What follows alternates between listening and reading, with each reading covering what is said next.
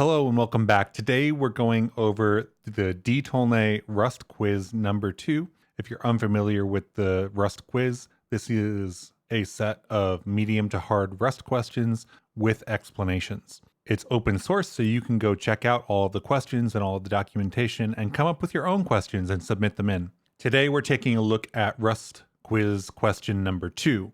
And we're doing number 2 because I think that it points to a couple of really good debugging tips for Rust. So the question starts, what is the output of this Rust program? Like all of the questions. And then it gives us a bunch of Rust code. And it asks us if the program exhibits undefined behavior, if it doesn't compile, or if it's guaranteed to output something. Each of these questions has a hint. So if you would like to take some time to go try to figure this out on your own, now's your opportunity. There's a link in the description.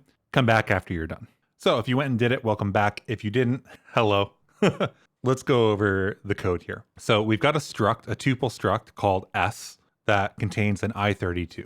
An i32 is a 32-bit integer. We have an implementation for the bit and trait for the S struct for the type unit. So we're implementing bit and of S for type unit. The output type we're setting to unit, and we have to implement this bit and function. The bit and function takes a reference to self, so it's going to take a reference to self, which is unit in this case, and we'll have a right-hand side, that's what RHS is short for, which will be of type S. So we're implementing the bit and function for a left-hand side of unit and a right-hand side of S. In this case, we print, not print line, the right-hand side value. So a tuple struct .0 will be the interior value, so it'll be the i32 in here, and it'll print out some number. Then we have a main function. The main function has a number of closures, as well as calling each of those closures in turn. Now, the question is, what is the output of this program?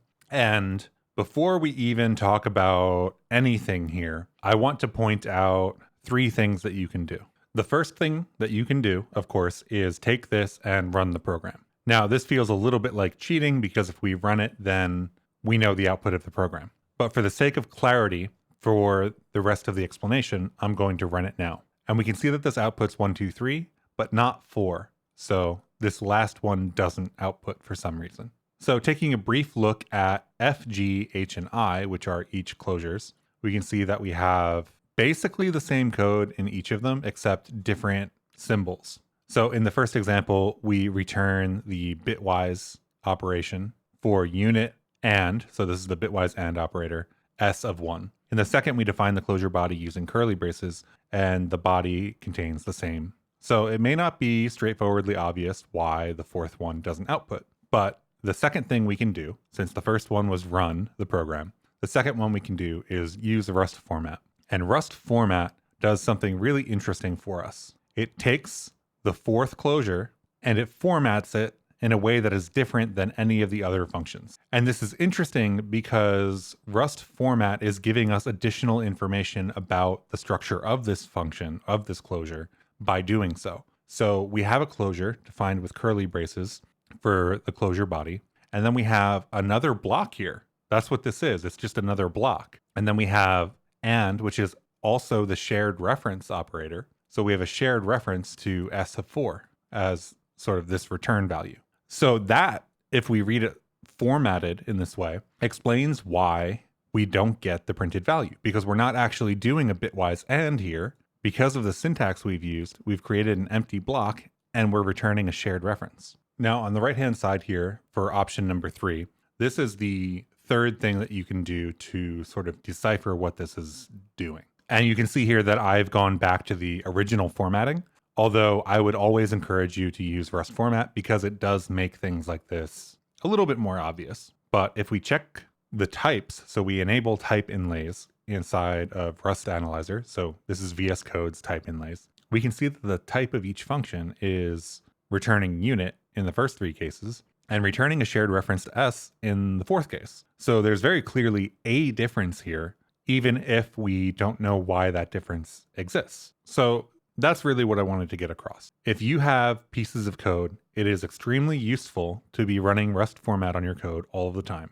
And it's extremely useful to have sort of the Rust compiler giving you back information via Rust Analyzer about the types of the functions that we're dealing with. Because looking at the types of these functions, it's really obvious that there's something different about the fourth function, whereas the first three all return unit. And we know from the function signature of bitwise and up here, our implementation, that the return type needs to be unit for that to have executed.